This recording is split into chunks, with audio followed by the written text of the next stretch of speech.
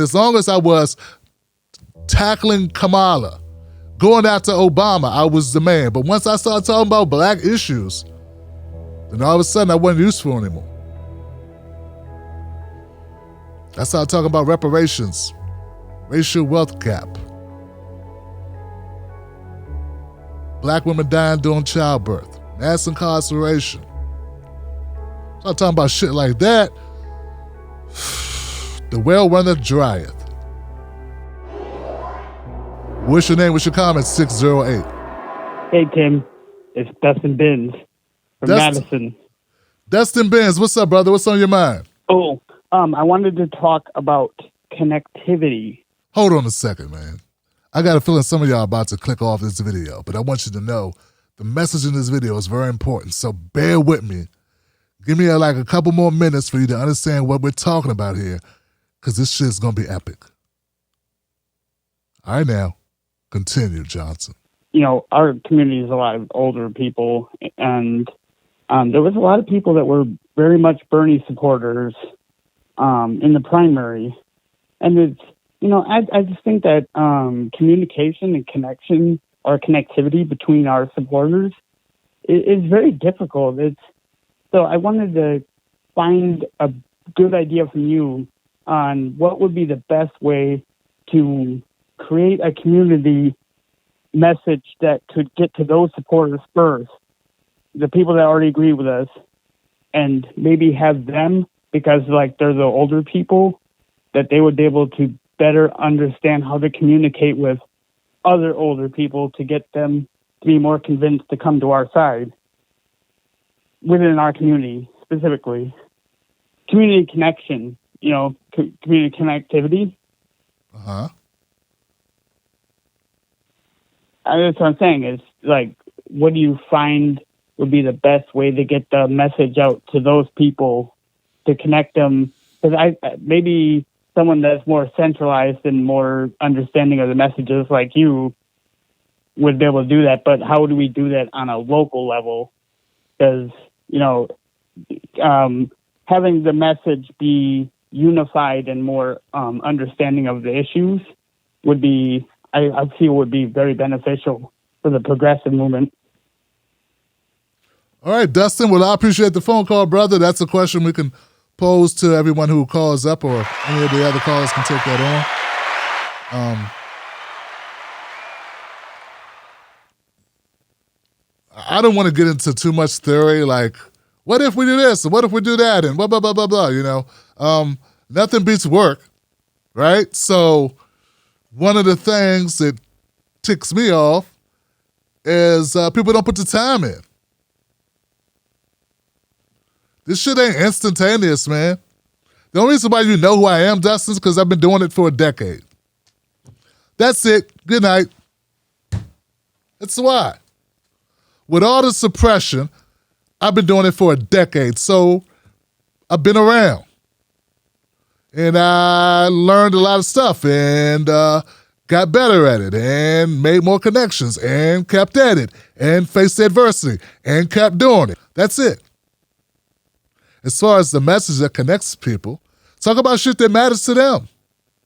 It's not rocket science. Don't make it harder than it is. If you talk about things that matter to people, people tend to pay attention. You don't talk about things that matter to those people, they don't pay attention.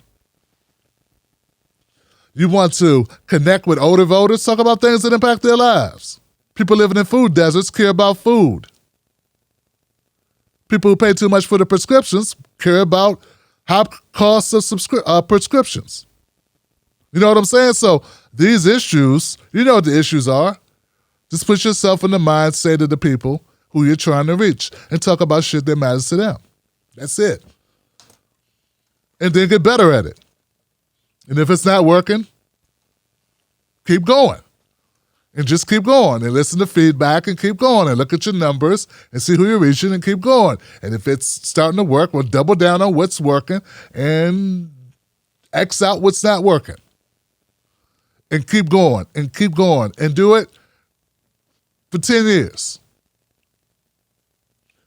I mean, presumably you'll be here 10 years from now, and we'll see what you did. I don't think, there's a lot of people just like that's where all of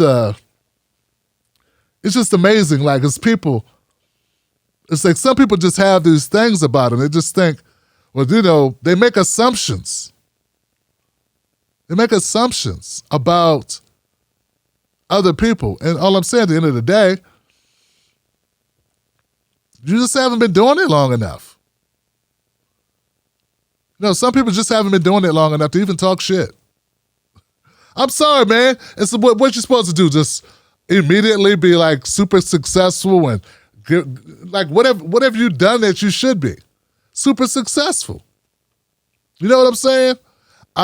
So should you reach millions of people? That would be great. But life is not a movie. And unless you're connected and you get a hookup, you know the right people, you got to start from the bottom in the dirt like everyone else. And the only real ticket, the only key to it is just keep going, man. And it sucks and it's hard work. And a lot of people are too impatient and they give up, right? But it works. That's all I can tell you, fam, is it works. And if you talk to people like, I'll just say this and then I'll let it go because I could go on and on this topic. You got me started, Dustin. See what you did, Johnson? You got me started. But here it goes. The favorite word in the English language to anybody you talk to is going to be their name. There can be 10 people standing over there, and if I say, hey, you, probably no one turns around. But if I say, hey, Mike, a Mike would turn around because he thinks you're talking to him. Well, same thing holds true when you talk about issues. When we talk about issues that matter to those people. Hey, look, a hit dog hollers. When we talk about issues that matter to people, they tend to pay attention. People tend to tune out when you don't. Then it goes to show you what they care about. And we can keep it honest about what people care about. That's why I love my 10 Black Wolfpack, because as I talk about more black issues, as I get closer to that point, because that's why I got involved. I only got involved in this is because I was tired of black people giving their votes away for free. That's the whole reason why I started doing politics. And then when I started realizing that the bulk of the people I was meeting in the progressive movement weren't concerned with that. And the black folks, the white progressives weren't so concerned with black problems and getting black people to get something for their vote that wasn't beyond just supporting their own agendas. It was fine when they were supporting of their agendas, but our agendas, no good. Not good. Never discussed. In fact, I'm going to venture to say, anybody you see bringing on folks to talk about black issues, that had something to do with that. Because they weren't doing it. It's a way to shame people as well. When I bring on Sandy Dirty, suddenly people start bringing them on. I brought them on once, twice, 3 times maybe? Now we bring them on. Arami Osimfrimpong, I brought him on, then suddenly people start bringing him on. No one paid attention to Arami. Maybe next year go get Derek Hamilton and go get Dr. Elwood Watson as well. Maybe they'll do that because, see, this is what happens. And this has always been my motive. My motive was to get something for black people's votes. By extension, all the progressives win because black people are at the bottom, and if we get something for our vote, poor people are going to get something by extension. But I'm tired of it being the other way. Well, we'll see if black people get something. Maybe they'll get something by extension of being minorities. I'm glad you asked. Because people make assumptions of why people do what they do. That was always my goal. And as long as I was tackling Kamala, going after Obama, I was the man. But once I started talking about black issues, then all of a sudden I wasn't useful anymore. I started talking about reparations, racial wealth gap, black women dying during childbirth, mass incarceration. Started talking about shit like that. The well runneth drieth. And then I said, up, time to realign. So look, I encourage anybody out there, if you're doing it, you don't need no gimmicks. You don't need no damn gimmicks. Just don't look to be embraced by anyone other than the people that you're talking for, that you're advocating for. and don't relent.